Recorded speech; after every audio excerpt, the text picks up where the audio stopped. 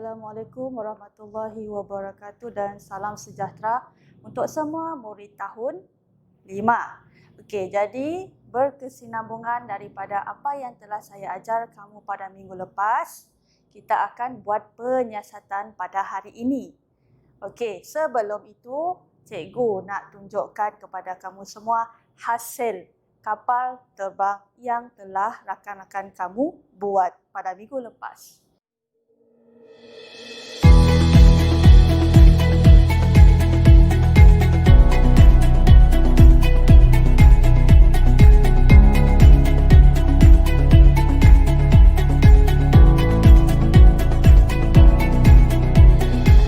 Okey, kamu dah lihat semua hasil kapal terbang yang telah rakan kamu buat. Jadi, hari ini kita akan membuat penyiasatan bersama-sama. Oleh itu, cikgu dah sediakan lembaran latihan kepada kamu semua. Tolong rujuk, baca dulu latihan dan kita akan menjawab latihan tersebut bersama-sama. Jadi, semua jawapan dalam latihan tersebut ada di dalam video ini. Jadi kamu kena lihat, peka, lihat, dengar dan fokus kepada video cikgu ini. Okey, kita mula. Okey, semua kamu dah ada kapal terbang.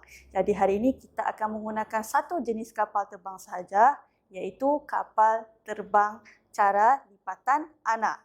Okey, kemudian apa yang membezakan pada hari ini ataupun pemboleh ubah dimanipulasi yang kita akan siasat hari ini adalah berkaitan dengan panjang, gelang, getah, ditarik, kurun sentimeter. Dan pemboleh ubah bergerak balasnya adalah apa yang kamu nak perhatikan adalah jarak terbang.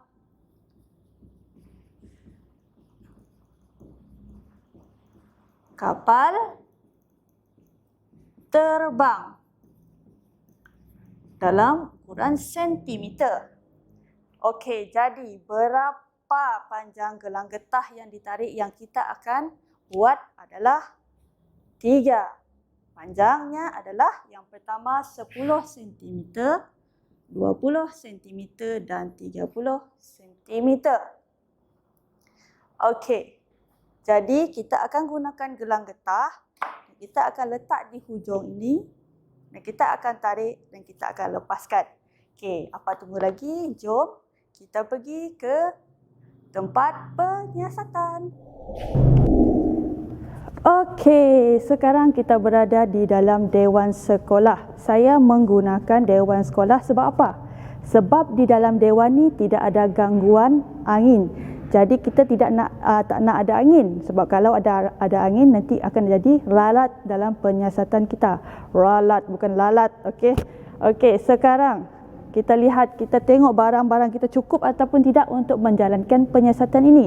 Okey, pertama sekali adalah kapal terbang. Kapal terbang yang digunakan adalah kapal terbang yang dilipat dengan menggunakan cara anak. Okey, kemudian pita pengukur, pembaris dan juga gelang getah. Okey, saya menggunakan gelang getah warna orange ni. Kita tak dapat nak guna satu saja. Okey, nanti kalau nak yang lebih panjang, cikgu gabung dia jadi 2. Okey. Sebab kalau yang satu saja nanti dia putus bila panjang 30 cm. Kemudian pensel. Kita lihat lepas ni apa kegunaan pensel ini. Okey, kemudian lihat sini. Ini jadual yang telah cikgu buat di mana kita akan lengkapkan bersama semasa penyiasatan ini nanti. Okey, sebelum itu kita kenal pasti dulu pemboleh ubah. Okey, pemboleh ubah. Okey, kita refresh balik apa pemboleh ubah. Pemboleh ubah ada 3, iaitu dimanipulasi, bergerak balas dan juga dimalarkan. Pemboleh ubah dimanipulasi, bergerak balas dan juga dimalarkan. Okey, apa maksud ketiga-tiga pemboleh ubah ini? Dimanipulasi adalah apa yang berubah dalam penyiasatan, apa yang tidak sama, apa yang berbeza. Manakala bergerak balas adalah apa yang kita nak lihat, apa kita nak perhatikan semasa penyiasatan ini. Manakala dimalarkan adalah apa yang sama, apa yang tetap dan apa yang tidak berubah. Okey kelas? Okey, kita kenal pasti dulu, itu maksud saja. Okey, sekarang kita kenal pasti dulu kenapa mesti ada pemboleh ubah. Bila ada pemboleh ubah, tidak akan berlakunya ralat dalam penyiasatan. Apa ralat? Okey, ralat macam bentuk kesilapan lah dalam penyiasatan. Okey, sekarang kita tengok pemboleh ubah dimanipulasi. Apa yang kita bezakan dalam penyiasatan ini adalah yang pertama sekali, dia satu sajalah. Okey, yang tidak sama adalah panjang gelang getah yang ditarik. Nanti kita akan tarik 10 cm, 20 cm dan kemudian 30 cm. Manakala bergerak balas, apa yang kita nak perhatikan? Apa kita nak perhati? Kita nak tengok kapal terbang kan? Tapi tentang apa kapal terbang kita nak tengok? Jangan tulis kapal terbang saja. Jadi pemboleh ubah bergerak balas adalah jarak terbang kapal terbang. Okey, jarak kita nak lihat jarak. Manakala yang dimalarkan, ada banyak yang dimalarkan. Yang paling penting sekali yang dimalarkan adalah jenis kapal terbang. Kita mesti menggunakan jenis kapal terbang yang sama. Itu yang pertama. Yang kedua, kita kena mula pada garisan permulaan yang sama. Tak boleh 10 cm dekat sini, 20 sini, 30 depan lagi. Okay, kan itu berlakunya ralat. Tidak betul, kesilapan di dalam penyiasatan. Okey, so jadi apa tujuan penyiasatan kita pada hari ini adalah untuk menyiasat hubungan antara panjang gelang getah yang ditarik dengan jarak terbang kapal terbang. Okey, untuk menyiasat hubungan antara panjang gelang getah yang ditarik dengan jarak terbang kapal terbang. Okey, so kita mula penyiasatan kita. Ingat, dimalarkan mesti mula daripada permulaan yang sama. So ini permulaan kita. Okey, macam mana kita nak lepaskan? Ini pensel, ini getah. Getah diletakkan di hadapan klip kertas ini. Kemudian saya akan tarik menggunakan pensel. Saya tak nak guna tangan saya sebab tangan saya ni macam besar sikit, giant sikit. So takut dia kena kepada kapal terbang. So saya guna pensel. Lagipun kalau guna pensel saya mudah nak ukur. Okey, saya letak pensel ni atas pembaris. Okey, sekarang tak ada meja saya nak buat. Okey, macam ni.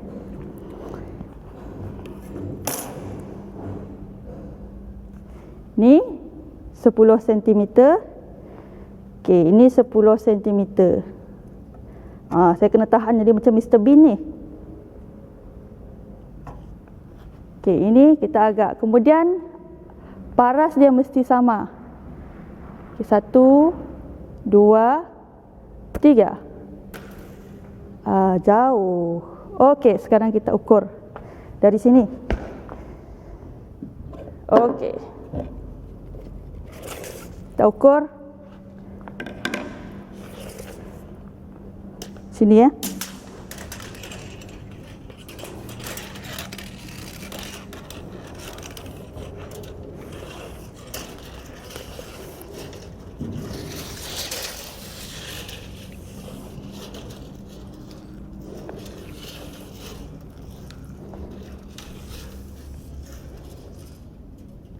Okey, panjang dia adalah mana dia?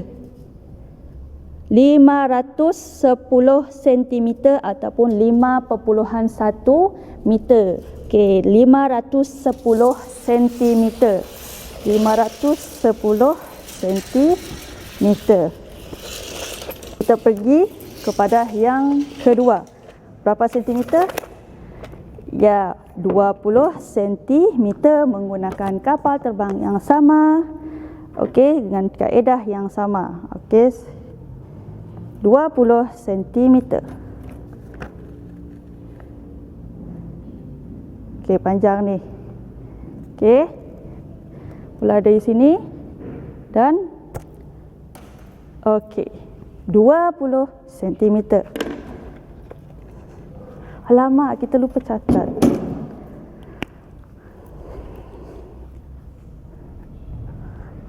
Okey, tadi 10 cm, 510 cm. Okey, sekarang kita ukur untuk 20 cm.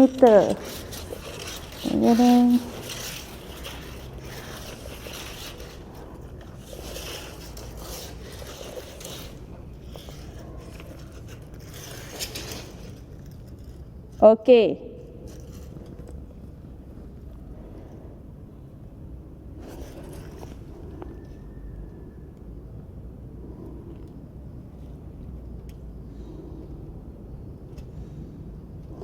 Jarak dia adalah 520 cm. 520 cm.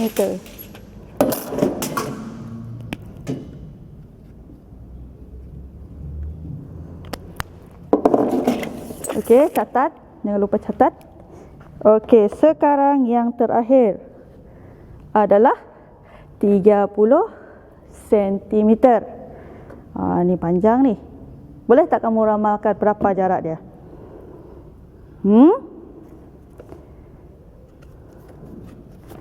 Okey, 30 cm panjang.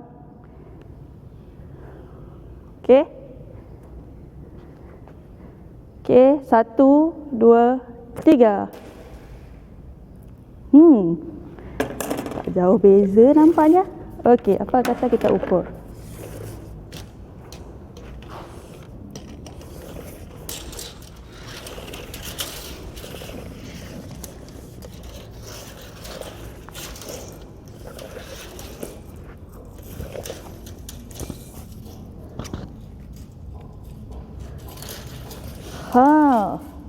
Tengok tu. Jarak dia 570 cm. 570 cm.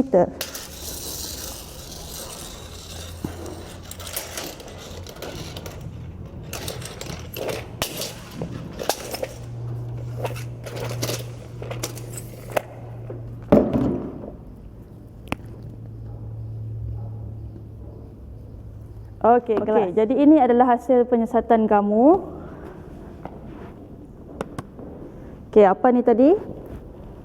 Panjang gelang getah yang ditarik adalah pun boleh ubah dimanipulasi, manakala jarak terbang kapal terbang adalah pun boleh ubah bergerak balas.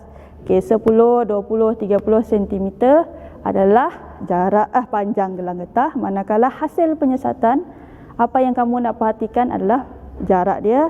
Untuk 10 cm 510 cm, untuk 20 cm gelang getah 520 cm, manakala untuk 30 cm jarak dia adalah 570 cm.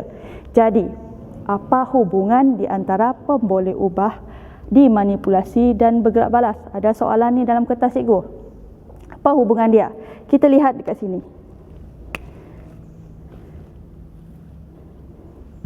Okey. Ini pola dia ataupun corak dia bertambah ke menurun, bertambah ke berkurang? Okey, bertambah. Okey, ini pola dia, corak dia bertambah ke berkurang kelas? Ini bertambah. So, hubungan antara pemboleh ubah dimanipulasi dan bergerak balas adalah semakin bertambah panjang gelang getah yang ditarik, semakin bertambah jarak terbang kapal terbang. Saya ulang hubungan di antara pemboleh ubah dimanipulasi dan bergerak balas. Semakin bertambah panjang gelang getah yang ditarik, semakin bertambah jarak terbang kapal terbang. Okey? Faham? Okey, sekarang kita balik ke kelas untuk kita bincangkan soalan yang lain pula. Okey, kita dah balik ke dalam kelas kita. Jadi kita akan bincangkan lagi soalan yang belum terjawab. Okey, sebelum itu kita pindahkan dulu hasil penyiasatan kita di dalam jadual ini.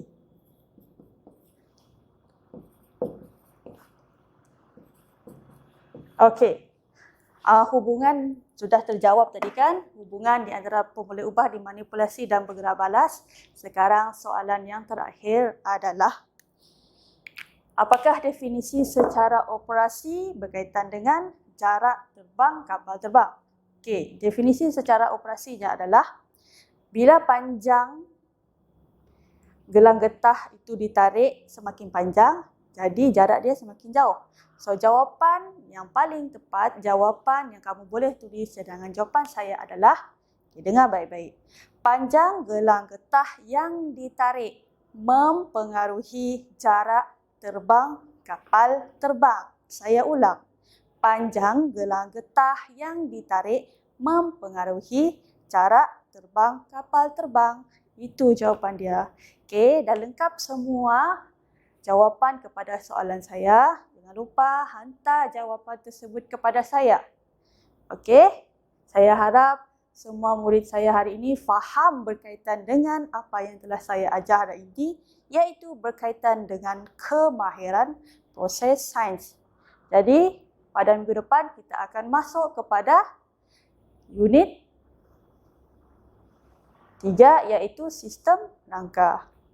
Okey, sekian saja daripada saya.